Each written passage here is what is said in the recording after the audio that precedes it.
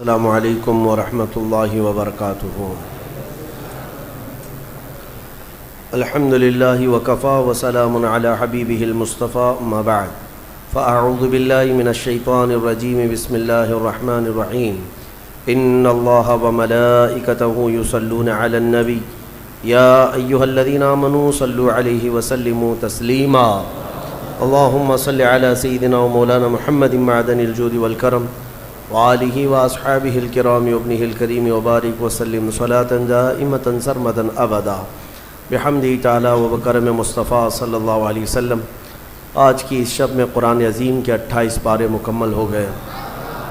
اللہ کریم ختم قرآن تک ہمیں آسانیاں عطا فرمائے، مجھے تلاوت کرنے اور آپ کو سماعت کرنے کی توفیق عطا فرمائے۔ آج کی اس شب میں ہم نے سورہ مجادلہ، سورہ حشر، سورہ ممتحنہ، سورہ صف، سورہ جمعہ، سورہ منافقون، سورہ تغابن، سورہ طلاق اور سورہ تحریم، اتنی سورتوں کی ہم نے آج تلاوت کی ہے۔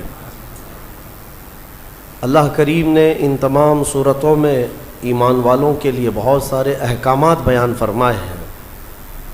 شروع میں جو سورہ مجادلہ ہے، ویسے تو مجادلہ تکرار کرنے کو کہتے ہیں، بحث کرنے کو کہتے ہیں، جھگڑا بھی ہوتا ہے۔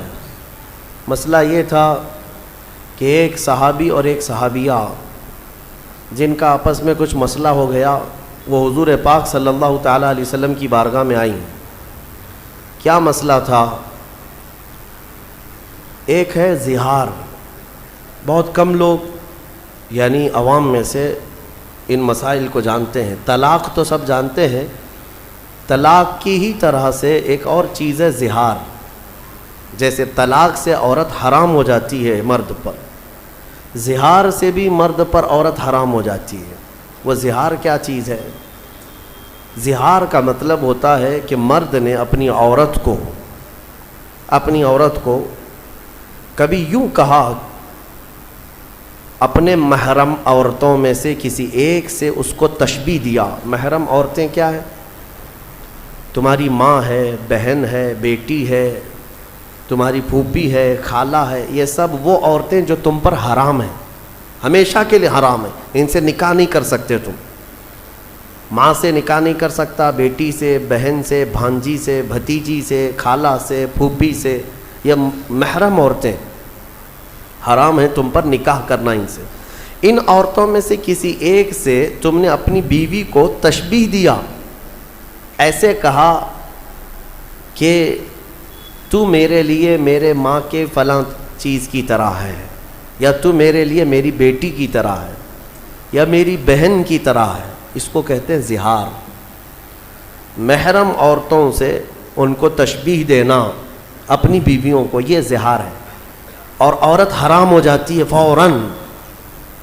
فوراً حرام ہو گئی اس پر۔ اگر تم نے اپنی بیوی کو یوں کہا کہ تو میرے لیے میری ماں کی طرح ہے، یا تو میرے لیے میری بیٹی کی طرح ہے، یا بہن کی طرح ہے، ان عورتوں سے اگر اپنی بیوی کو، اپنی منکوحہ کو تشبیہ دیا تو حرام ہو گئی عورت۔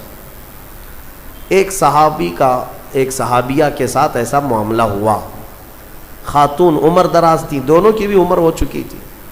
وہ روتے ہوئے حضور پاک صلی اللہ علیہ وسلم کی بارگاہ میں آئیں، کہا کہ اتنے سال تو ہم اچھے خاصے رہے، اب جا کر کے میرے شوہر نے مجھے یوں کہہ دیا ہے کہ تو میرے لیے میری ماں کے مثل ہے، کیا کریں؟ تو وہ آ کر کے حضور پاک صلی اللہ علیہ وسلم کی بارگاہ میں بار بار سوال کر رہی تھی۔ تو رسول کریم صلی اللہ تعالیٰ علیہ وسلم وحی کے اترنے کے انتظار میں تھے کہ اللہ تعالیٰ اس کا حکم کیا فرمائے گا۔ تو اللہ تعالیٰ نے پوری سورہ اتار دی۔ قد سمع اللہ قول التی تجادلک فی زوجہا، تحقیق کہ اللہ نے اس خاتون کی بات سن لی جو اپنے شوہر کے معاملے میں آپ سے بحث کر رہی ہے۔ وتشتکی الی اللہ، اور اللہ کی بارگاہ میں شکایت کر رہی ہے کہ میرا معاملہ کیا ہے، بتا دیا جائے۔ تب رب تبارک و تعالیٰ نے پورے احکامات اس میں بیان کر دیے کہ عورتوں کو اگر کسی نے اپنے ماں کے مثل کہا تو پہلی بات تو یہ، عورتیں تمہاری نہ ماں ہیں، نہ تمہاری بیٹیاں ہیں، نہ تمہاری بہنیں ہیں۔ اس طرح کی بات کہنا حرام ہے۔ لیکن اگر کسی نے ایسا کیا ہے تو اب یہ زہار کے بعد واپس عورت کو حلال ہونا ہے تمہارے نکاح میں، تو اس کے لیے کیا ہے؟ توجہ چاہتا ہوں۔ اللہ تبارک و تعالیٰ کا حکم ہے کہ 60 روزے رکھے گا کنٹینیو۔ والذین یظاہرون من نسائہم ثم یعودون لما قالوا فتحریر رقبۃ من قبل ان یتماسا۔ پہلے تو یہ ہے کہ ایک غلام آزاد کرے، غلامی کا دور ہے نہیں، جب غلام ہوا کرتے تھے تو ایک غلام آزاد کرتا تو عورت اس کے لیے حلال ہو جاتی۔ فمن لم یجد فصیام الشہرین متتابعین من قبل ان یتماسا۔ اور غلام آزاد کرنے کی طاقت نہیں ہے تو رب تعالیٰ فرماتا ہے 60 روزے رکھے کنٹینیو، مرد 60 روزے رکھے گا۔ وہ بھی کیسے؟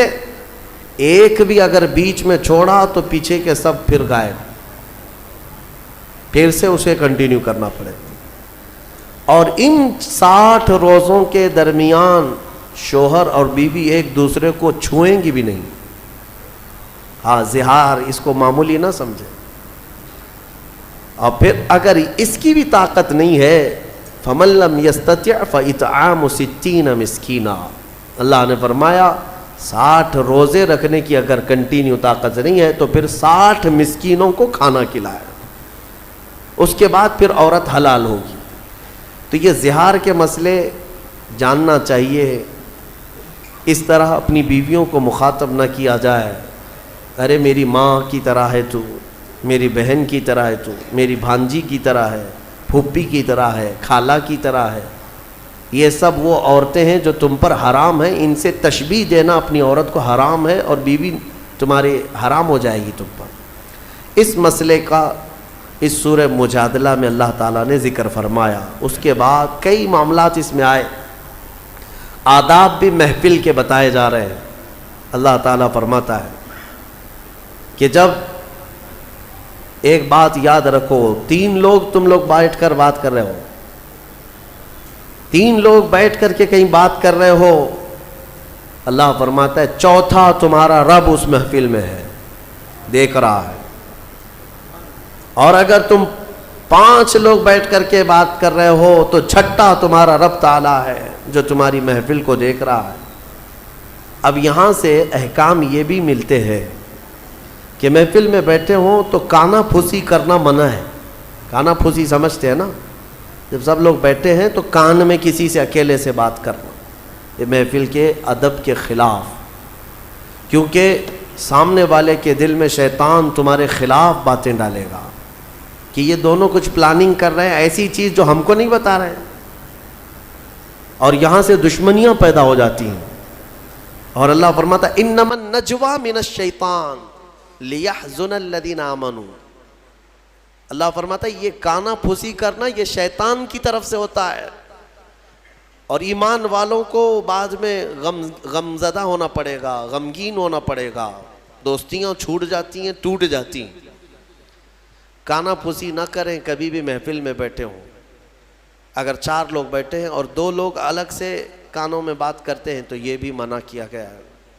اور اسی سے ہمارے بعض بزرگ علماء نے یہ بھی فرمایا ہے کہ کانا پھوسی کا جو مسئلہ فرمایا گیا کہ تم اگر یہ سمجھتے ہو کہ تیسرے سے چھپ کر کے میں بات کر رہا ہوں تو ایسا نہیں، اللہ تمہاری باتوں کو سن رہا ہے۔ اور اسی سے یہ مسئلہ بھی اخذ کیا گیا ہے کہ آج کے زمانے میں اس کانا پھوسی کا سب سے بڑا آلہ موبائل ہے۔ یعنی تم ایک جگہ ہو، کوئی اور دوسری جگہ ہے، اور تم تنہائی میں بات کر رہے ہو، یہ بھی جو ہے نجوا ہے، یعنی چھپ کر کے بات کرنا۔ اور اگر کوئی یہ سمجھتا ہے کہ میں سارے لوگوں سے چھپ کر کے موبائل میں تنہائی میں بات کر رہا ہوں، قرآن میں مولا نے فرمایا تیسرا تمہارا رب ہے۔ تمہاری باتیں بلکہ تمہاری آنکھوں کی خیانت کو، تمہارے دل میں گزرنے والے حالات کو بھی مولا دیکھ رہا ہے۔ تو یہ چیز ہمیشہ یاد رہے کہ تنہائی میں بات کرنا ہو، چیٹنگ کرنا ہو، لوگوں کے ساتھ اس طرح کانا پھوسی کرنا ہو، یہ سب اسی زمرے میں آتے ہیں۔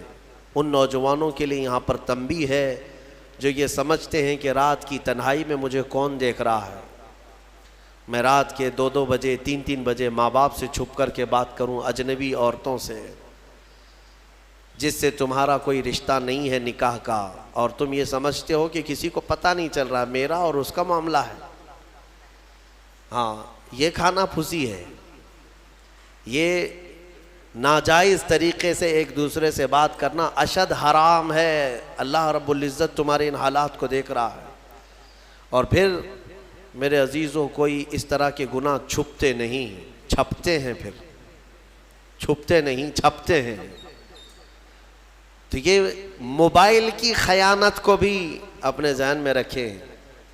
موبائل کی خیانت کو بھی ہمارے پہلے جو بزرگ ہوا کرتے تھے یہ کہا کرتے، عام لوگوں کی بات میں کر رہا ہوں، کہتے تھے نا کہ بیٹا دیوار کے بھی کان ہوتے ہیں. یہ بولا جاتا تھا دیوار کے بھی کان ہوتے ہیں. کیا مطلب ہے؟ کہ جب تم بات کرتے ہو اور تم کو ایسا لگتا ہے کہ اب کوئی نہیں سنے گا، یہ راز ہمارے دو کے درمیان، ایسا نہیں ہوتا. یہ بات جب رب تبارک و تعالیٰ چاہے گا وہاں سے دور نکالے گا. ایسے کئی لوگوں کے معاملات خراب ہوتے ہیں. اس لیے میرے عزیزوں، شاید میں نے شروع میں ہی رمضان کے ایک واقعہ بنی اسرائیل کے شخص کا عرض کیا تھا. وہ تقریباً 80 سال اپنے صومعہ میں عبادت کرنے والا شخص، 4 بھائی اپنی بہن اس کے حوالے کر کے گئے تھے، ہمارے گھر میں ہماری بہن اکیلی رہتی، آپ اس کی دیکھ بھال کریں. اس نے کس بات سے شروع کیا تھا؟ بس اپنے عبادت خانے کے باہر چوکھٹ پر آتا اور اس عورت سے تنہائی میں بات کرتا تھا. باتوں سے شروع ہوئی، خیر خیریت پوچھنا، پھر کھانا کھائے کیا، طبیعت کیسی ہے، یہ ساری چیزوں سے شروعات ہوئی. پھر یہاں تک وہ پہنچا کہ زنا کر بیٹھا اور اس خاتون کو حاملہ بھی کیا، اور چوری معلوم ہونے کے ڈر سے اس کا گلا گھونٹ کر کے مار بھی دیا اور زمین میں دفن بھی کیا. اور پھر انجام کیا ہوا؟ کوئی چیز چھپی نہیں. اس کے بھائی آئے تو شیطان نے ان کو سب بتایا، سب ظاہر ہو گیا. پھر اس عابد کو جو 80 سال عبادت کیا تھا سولی پر چڑھایا گیا، چہرہ کالا کیا گیا، اس کی عبادت گاہ کو توڑ پھوڑ دیا گیا تھا. یہاں تک کہ اس وقت شیطان اسے بچانے کی بات کرنے لگا تو اس نے شیطان کے ورغلانے میں آ کر کفر بھی بک دیا. ہاں، تو میرے عزیزو، یہ شروعات کو آپ ہلکا مت سمجھیں. اللہ رب العزت اگر کسی سے ناراض ہو، غضبناک ہو، تو پھر اس کے ایمان کو چھین لیتا ہے. ڈرو اللہ کی بارگاہ میں. یہ خفیات اور کانا پھوسی کرنا اور پلاننگ کرنا، اور خاص طور پر حرام چیزوں کے سلسلے میں کہتا ہوں آج کے زمانے میں بہت لوگ اس بلا میں مبتلا ہیں. نوجوانوں کو اگر کہا جائے تو کیا پتہ ہے، ان کو یہ بات سمجھ میں نہیں آتی. ان کو ایسا لگتا ہے ابھی نئے نئے پر آئے ہیں، اڑنے دیا جائے. موبائل ہاتھ میں ہے، انٹرنیٹ ہے، پھر کس کام کا؟ فیس بک چلا رہے ہیں، انسٹا چلا رہے ہیں. اگر اس میں اجنبی نئی لڑکیاں دوست نہ بنے تو پھر کس کے لیے چلائیں گے؟ اور ایک ایسا لوگوں کے درمیان ٹرین بنتا چلا گیا نوجوانوں میں کہ ایک لڑکے کے لیے بہت ساری اس کی فرینڈ اجنبی لڑکیاں ہوں گی تو وہ فخر کرے گا اس بات پر، میرے اتنے فرینڈز ہیں، اجنبی عورتیں ہیں. تم اس زنا کے مبادیات پر فخر کر رہے ہو، نعوذ باللہ من ذالک. میرے آقا صلی اللہ علیہ وسلم نے فرمایا تھا ایک زمانہ آئے گا جب لوگ زنا ایسے کریں گے جیسے گدھے اور کتے راستے پر کیا کرتے ہیں. اور پھر یہ بھی فرمایا کہ گناہ کو گناہ نہیں سمجھیں گے بلکہ اس پر ہنسیں گے لوگ. یہی تو ہو رہا ہے، دکھا کر کے اپنے ایسا لگتا ہے کہ تم نے بہت بڑا تیر مار لیا. حضرت عثمان غنی رضی اللہ تعالیٰ عنہ خطبہ دے رہے تھے جمعہ میں. خطبہ دیتے آپ نے پکار لیا، کیا ہو گیا آج لوگوں کو کہ لوگ زنا کر کے سیدھے مسجد میں آ رہے ہیں؟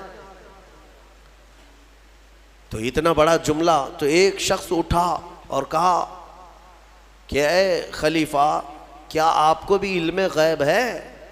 آپ یہ بات کیسے کہنے لگ گئے؟ تو جس نے سوال کیا تھا نا، تو حضرت عثمان غنی نے اسی سے کہا، کیا تو گھر سے نکل کر کے فلاں گھر کی عورت کا پیچھا نہیں کر رہا تھا؟ اور وہ جہاں جاتی رہی اس کے پیچھے چلتا رہا، اس کے چال چلن کے نقشے دیکھتا رہا، اور اس کے پردے ہٹنے کا انتظار کرتا رہا اور اس کے چہرے کو اور اس کو شہوت سے نہیں دیکھا، وہ شرمندہ ہو گیا، پانی پانی ہو گیا کہ نماز میں آنے سے پہلے تو وہی کر کے آیا تھا۔ تو حضرت عثمان نے فرمایا کیا تم نے رسول اللہ سے یہ بات نہیں سنی کہ زنا صرف اور صرف ایک نہیں ہے جو شرمگاہ کا ہے، بلکہ حضور نے فرمایا آنکھیں بھی زنا کرتی ہیں۔ میرے عزیزوں، ان چیزوں سے بچو۔ میں بچوں سے کہتا ہوں، نوجوانوں سے، ان خرافات میں جی کر کے تم حوران جنت کو قربان کیوں کر رہے ہو؟ تم مومن ہو، تم مسلمان ہو، تمہارے لیے یہ گھٹیا قسم کی زندگی نہیں دی گئی ہے۔ تم کفار و مشرکین اور یہ ماڈرن قسم کے لوگوں کو فالو کرنے جاتے ہو، ان کو فلموں میں دیکھ رہے ہو، ان کو سیریلز میں دیکھ رہے ہو، اور ان کو جس طرح سے کرتے، جہنمیوں کو دیکھ کر کے تم فالو کرنے جا رہے ہو۔ تم امانت ہو میرے مصطفیٰ کی، تمہیں تو دیکھنا چاہیے تھا خالد بن ولید کو، تمہیں دیکھنا چاہیے تھا حیدر کرار کو رضوان اللہ تعالیٰ علیہ مجمعین۔ ان کی پیروی کرتے ہوئے ہوگا کیا؟ آپ کو میں بارہا کہتا ہوں، آج دنیا ننگا بنا کر کے لوگوں کو کہہ رہی فیشن ہے، ننگے ہو رہے، کپڑے پھاڑ کر کے پہنو، فیشن ہے۔ مرد کو جو ہے بالیاں پہنا دیں، نتنی پہنا دیں، چوڑیاں بھی پہنا دیں، بچا کچھ بھی نہیں ہے، اور وہ فیشن ہے۔ چوٹی بھی رکھ لیا، بالیاں بھی پہن لیا، نتنی بھی پہن لیا، چوڑیاں بھی پہن لیا، اور اس کے بعد وہ فیشنیبل آدمی ہے، فیشن ہے۔ اور عورت کو بیب کٹ ہے، اس کے بال ہی مڈا دو، اس کی ساری چیزیں، اور اس کو بالکل پینٹ شرٹ پر لے کر آؤ کہ پتہ ہی نہ چلے کہ بابا ہے کہ بیبی ہے، پتہ نہ چلے۔ اور اس چیز کو تم سمجھ رہے ہو کہ یہ فیشن ہے۔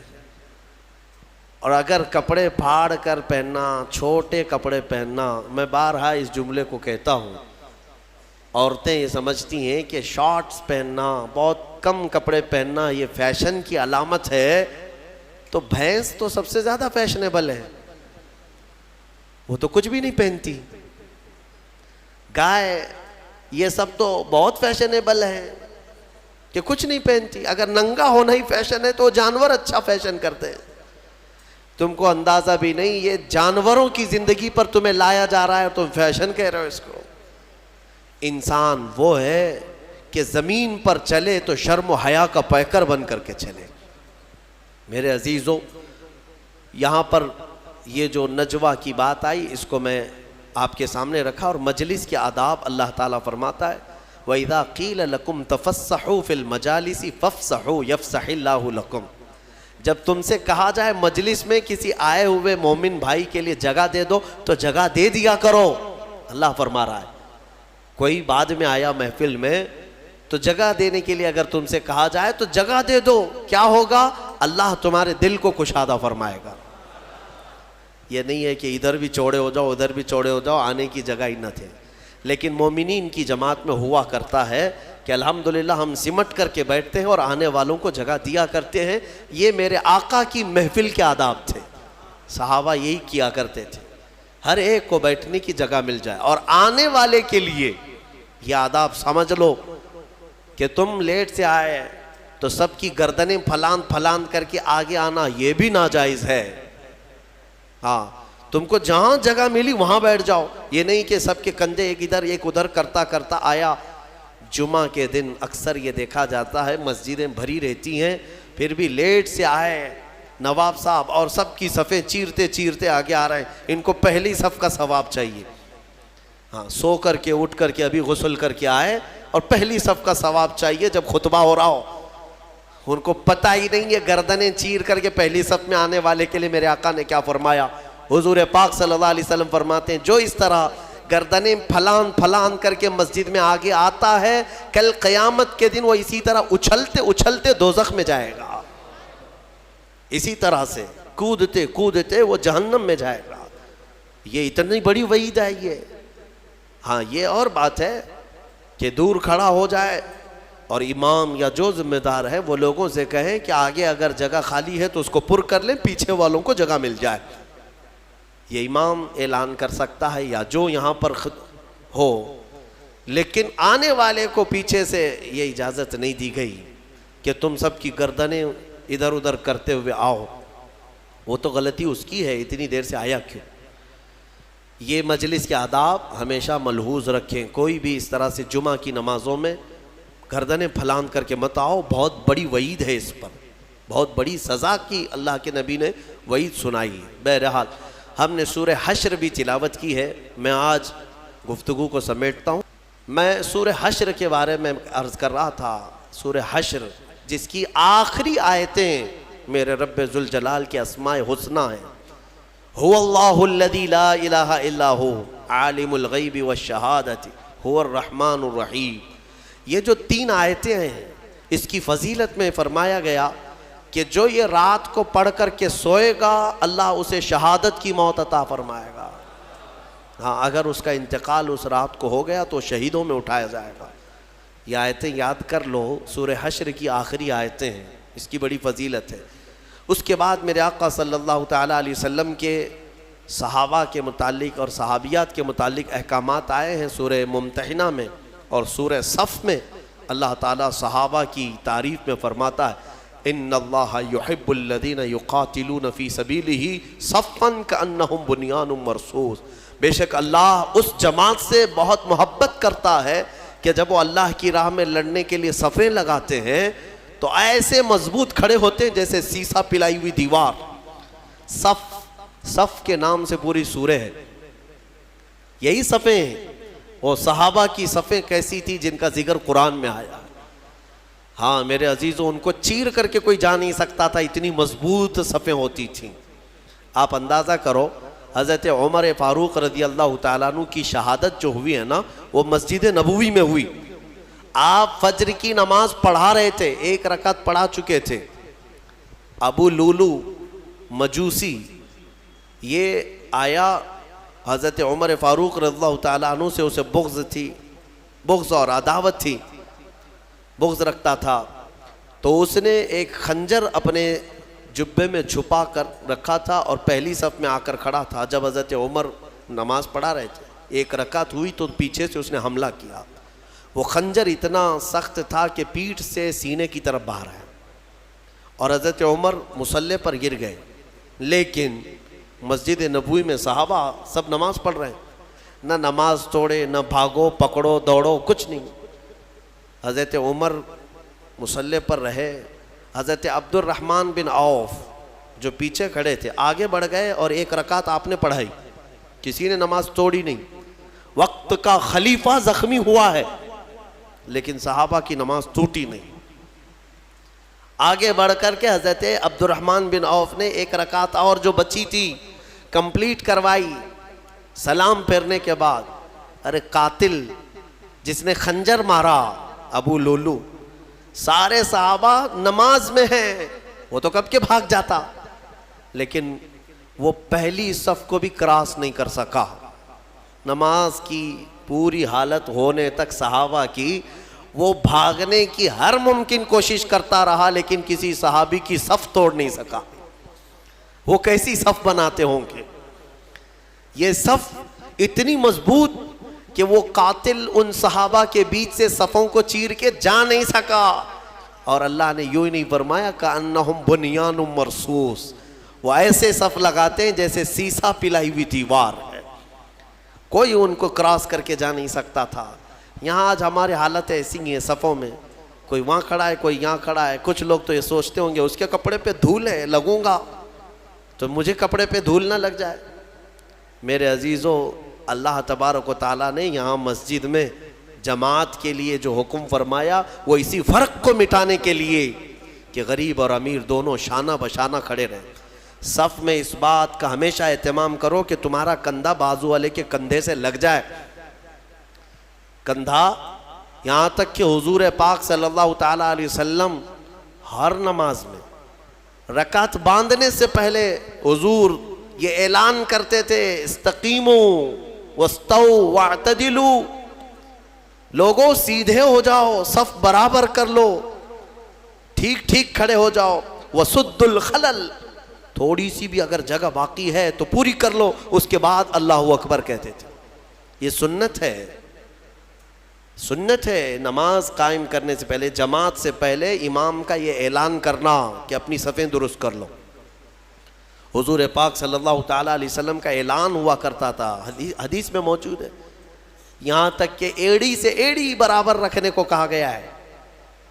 یعنی ہو سکتا ہے کسی کا پنجہ لمبا ہے، کسی کا چھوٹا ہے، اس کے لیے کہا گیا ہے صف لگانے کے وقت کس چیز کا خیال کرنا چاہیے؟ ایڑی سے ایڑی برابر، سامنے کے پنجوں کو نہ دیکھو۔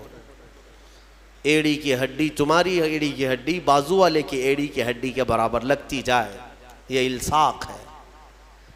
میرے عزیزو، اس کا اہتمام آج کہاں کرتے ہیں؟ اور حدیث میں یہ بھی ملا کہ جس نے صف کو توڑا اللہ اسے توڑ دے گا۔ صف کو کاٹنا گناہ ہے۔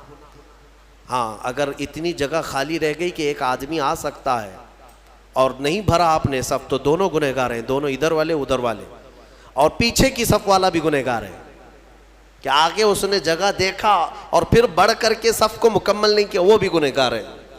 اگر آگے کی صف میں جگہ خالی نظر آئی تو پیچھے والے کے لیے حکم ہے کہ وہ آگے آ جائے، صف کو پوری کرے، اور جتنی صفیں پیچھے جائیں گی سب آگے آگے آتے ہوئے وہ صفوں کو پوری کرتے جائیں۔ یہ اسلامی نظام ہے میرے عزیزوں۔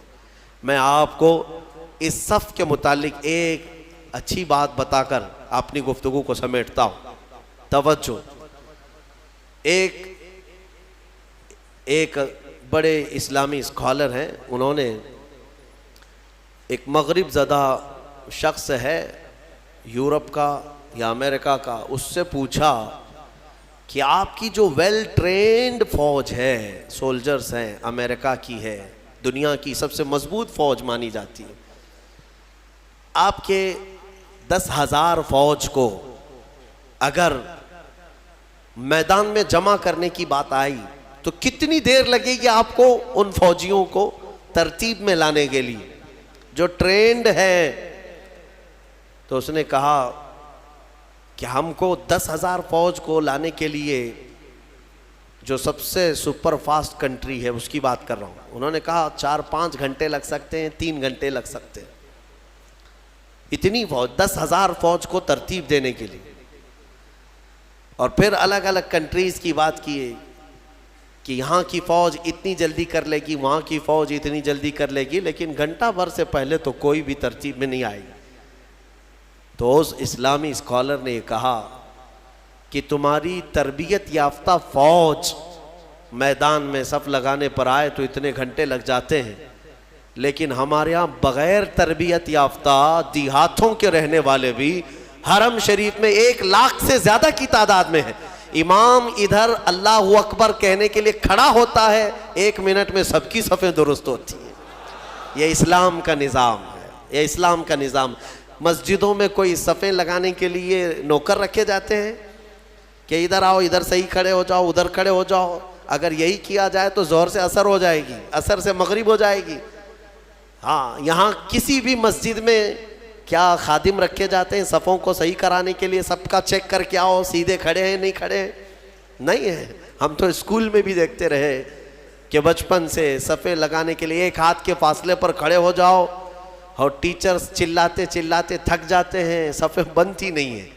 لیکن یہ مسجدوں کا نظام ہے، یہ میرا مولا تبارک و تعالیٰ نے اسلام کو خصوصیت دی ہے کہ ہماری صفیں من جانب اللہ بن جایا کرتی ہیں۔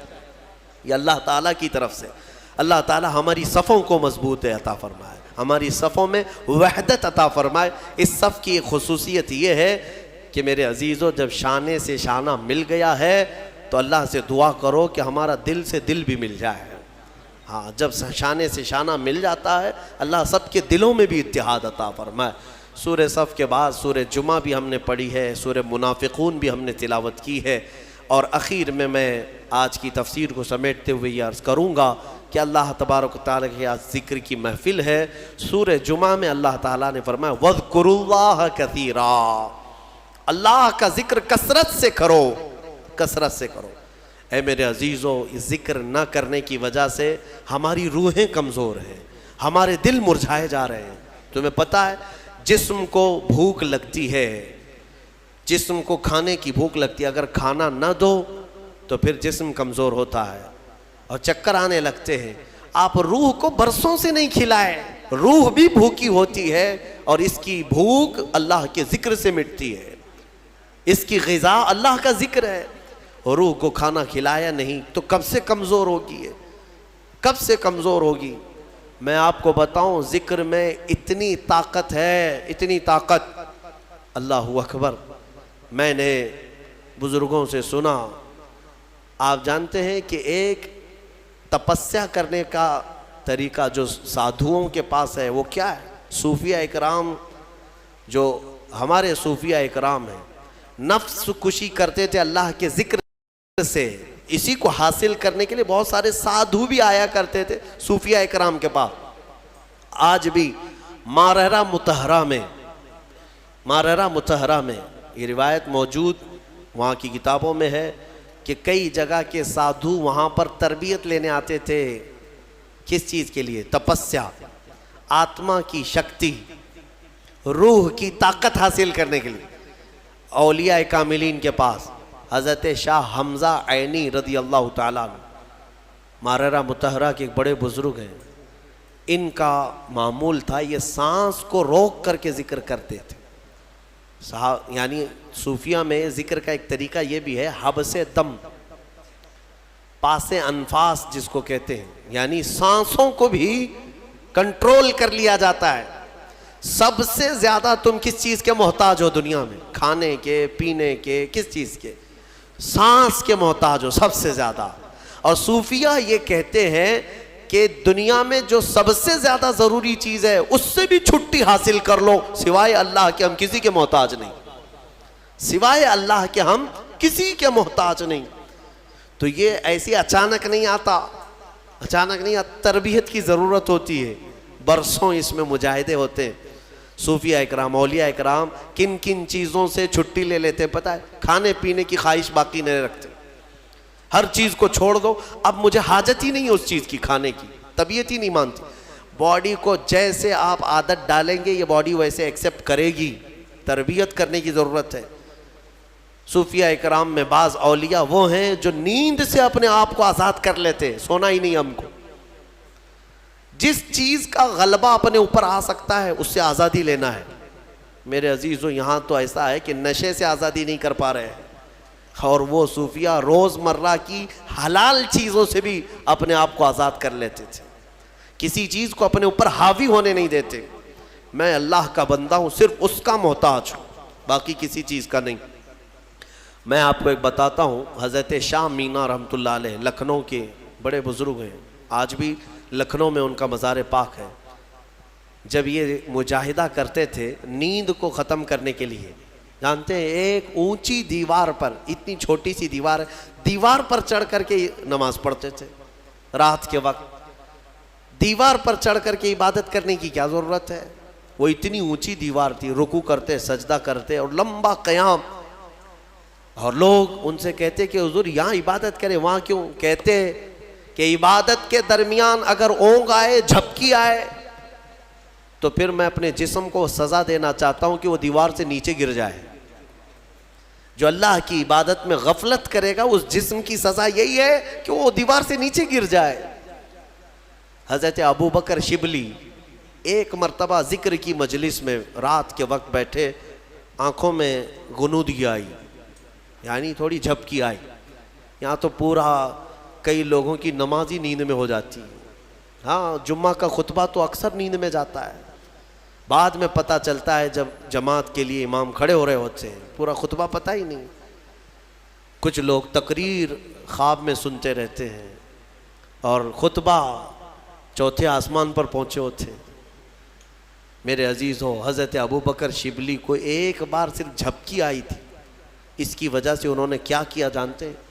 روز رات کو پھر جب ذکر کی مجلس میں بیٹھتے تھے تو آنکھوں میں نمک کا سرما لگاتے تھے، نمک میں سلائی پھیر کر کے اپنی آنکھوں میں لگا لیتے تھے، جس کی وجہ سے نمک لگا سکو گے آنکھوں میں، نمک کا پاؤڈر لگا سکو گے، جس کی وجہ سے ان کی آنکھوں میں خون آ جاتا تھا۔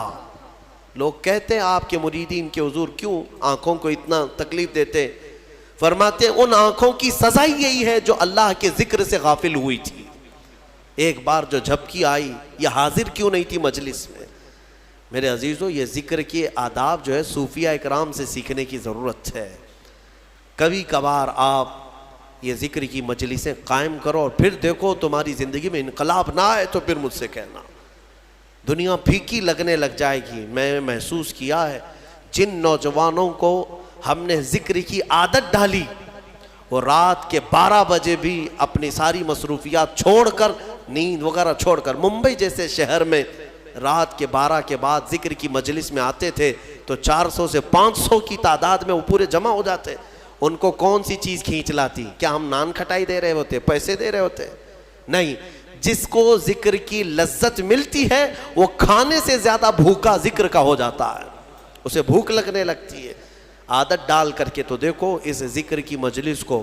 میں رہوں نہ رہوں, آپ وقتاً فوقتاً اپنے گھر میں بھی ہفتے میں 1 مرتبہ 10 منٹ کے لیے صحیح اپنی آنکھیں بند کرو اور ذکر کرو اور مولا کے کریم کی بارگاہ میں اپنے آپ کو سپرد کرو کہ مولا میں دنیا سے بھاگ کر تیرے دربار میں آیا ہوں, تو اپنی پناہ میں مجھے رکھ اور میرے حوالے مجھے 1 منٹ کے لیے بھی مت فرما, میرے نفس کے حوالے مجھے مت فرما. یہ دعا کرو, اللہ تعالیٰ تمہارے دلوں کو قویت عطا فرمائے گا. الا بذکر اللہ تطمئن القلوب, قرآن کی آیت ہے. مولا فرماتا ہے آگاہ ہو جاؤ, اللہ کے ذکر سے دلوں کو قرار ملتا ہے, دلوں کو سکون ملتا ہے. آپ کو میں یہ بات بھی بتاؤں, ایک عالم دین ہے, وہ کہتے ہیں امریکہ کی کسی ایک لیبوریٹری میں ایک ڈاکٹر صاحب نے ان کو, جو کارڈیالوجسٹ تھے, بڑے دل کے امراض کے ماہر, تو انہوں نے لیب میں لے جا کر کے اس مولانا صاحب کو کہا کہ میں آپ کو سناتا ہوں, شاید وہ ریڈیالوجی ہے جس میں جسم کے اندر کے آوازیں بھی سنی جا سکتی ہیں. وہاں پر مشین جو ہے تمہاری پھڑکنے والی نسوں کی آواز بھی آتی ہے اندر, اور دل کے دھڑکنے کی بھی آواز, تمہارے سانس لینے کی بھی آواز کیسی ہے وہ پتہ چلتی ہے. وہ مشینیں ان کے پاس موجود ہیں. تو وہ ڈاکٹر صاحب جو دکھانے کے لیے گئے تھے مولانا صاحب سے کہنے لگے کہ ہماری مشینیں جو آواز سناتی ہیں ہر ایک کی ہم نے ورڈز بنائے ہیں, دل کیا کہتا ہے, یعنی سانس لیتے ہیں تب کیسی آواز آتی ہے, ہر ایک کی ایک ورڈز ہوں گے نا, ورڈز ہوں گے. کوے کی زبان سے آواز نکلتی ہے, الفاظ نہیں ہوتے, لیکن آپ سے پوچھیں گے تو آواز کیسی ہوتی ہے تو آپ کہیں گے کائیں کائیں کرتا ہے. ہاں, آپ چین چین کیوں نہیں کرتے؟ کوے کی آواز کو کائیں کائیں, مشابہت کی اس سے ملتی جلتی آواز آپ نکال کے بتائیں گے. تو وہ ڈاکٹر صاحب کہنے لگے ہماری مشینوں پر جو دل کے دھڑکنے کی آواز آتی ہے اس کو ہم نے جو ورڈز دیے ہیں وہ دل کرتا ہے لب لب لب لب لب لب, انہوں نے یہ ورڈز دیے. وہ مولوی صاحب نے فرمایا کہ میاں آپ نے آواز تو سنی لیکن حقیقت تک نہیں پہنچے, حقیقت میں دل کی جو آواز ہے وہ رب رب رب رب کہتی ہے. یہ جو دھڑکن کی آواز ہے میرے عزیزو, ہمارے دل کو بھی حاجت ہے میرے مولا کی. اس کو جب ذکر کی عادت ڈالو گے ایک وقت ایسا آئے گا, میں آپ کو بتاؤں, سرکار مفتی اعظم ہند شہزادہ اعلیٰ حضرت, ہاں آپ کی عمر 90 سال کے قریب ہو گئی اور ان کو دیکھی ہوئی آنکھیں آج بھی زندہ ہیں. ان کے مریدین ہیں ابھی بھی موجود ہیں, وہ بوڑھے ہو چکے لیکن ان کی زندگی ایسی پاکیزہ گزری ہے. تقوی و طہارت کے وہ امام تھے, مفتی اعظم ہند. آپ سوچیں 90 سال کی عمر میں جب وہ یہ کہتے ہیں کہ میری زندگی میں جوانی کب آئی اور کب گئی مجھے پتہ ہی نہیں چلا.